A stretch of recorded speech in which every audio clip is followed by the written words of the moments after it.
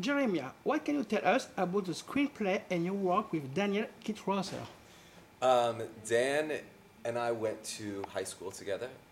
He's a brilliant playwright and a wonderful, wonderful person.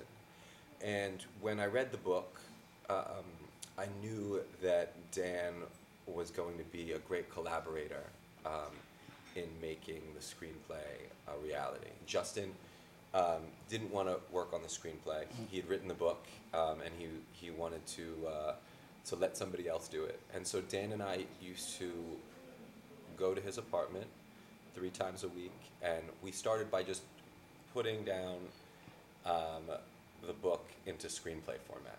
And then over the next 4 years, we went through about 10 drafts and really transformed it into the movie, that exists today. Yeah. What would for you a great collaboration between a director and an author in terms of adaptation? Well, Justin has been incredibly collaborative throughout the entire process. So he would read every draft of the script, and then he was on set for the entire time, and then he was in the edit for the whole edit. And I really felt like we were never going to be able to make the movie that it needed to be without as much of his participation as possible. Not only because he's a really brilliant man, but because he understood a lot of the specific nuances, because it was his, that no matter how many times I read the book, and no matter how much I loved it, I would never know. Where have you shot mainly this movie and in how many days? We shot over a 9-month period, Okay. because the boys grow up. We wanted to see them actually age. So we shot 27 days in the summer, and then we shot another week in the winter, and then we did pickups throughout, so I think a total of 40-something days. Okay. And where in the USA? So yeah, in upstate New York. We shot in Utica, New York, and Utica is an amazing place, and anybody looking to shoot in a great place in New York, that's the one. Which moment was for you the most difficult to shoot and why? They're all really difficult. Every Yeah. moment is difficult. You really feel like at any moment the whole world could collapse. Like everything you're shooting could just explode. You just pray that it doesn't. What can you tell us about the way you have worked with the composer Nick Zamuto? Nick is a friend of mine. He had a band called The Books in the early 2000s that I loved, and they scored my first film, In a Dream. And then when I wrote the first draft of the screenplay, I gave it to Nick, and I gave him the book. And he has 3 boys, just like in the movie, and he fell in love with it, as I knew he would, and we worked together to build a sound that was different from anything you've heard in a movie before, and that was really the ideal, what we were looking for. Did you shoot your movie in the history continuation or in the same order for the scenes or not?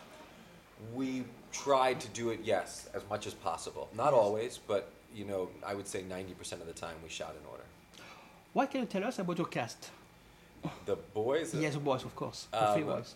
Well, so there's 5 main people in the cast. Yes. There's Evan, who's the lead. Yes. Who is wonderful. We saw 1,000 young men. Oh. We found him last. We actually had to postpone the movie a year.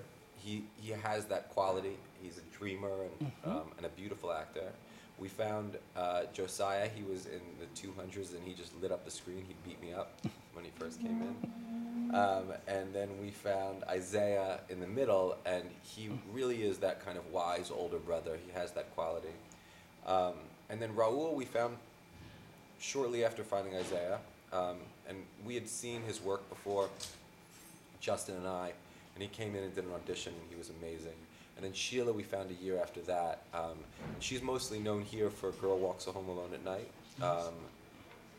But when she came in and did the audition, especially the chemistry reads with Raúl and the boys, she just was unbelievable and explosive and emotionally just such a powerful force. What do you think about the Hollywood studio industry and the difficulties to create a first movie, actually? So you don't create in Hollywood when you make a first movie. Yes, mostly. of course. Yeah. They don't. So it's hard to make a first movie, and I Yes. think that we were really lucky to have Cinereach, who Yes. funded the movie. But it's also impossible to make a first movie without a real stable of collaborators that are your most trusted people you work with. Like my editor Keiko Deguchi, we've made every film together.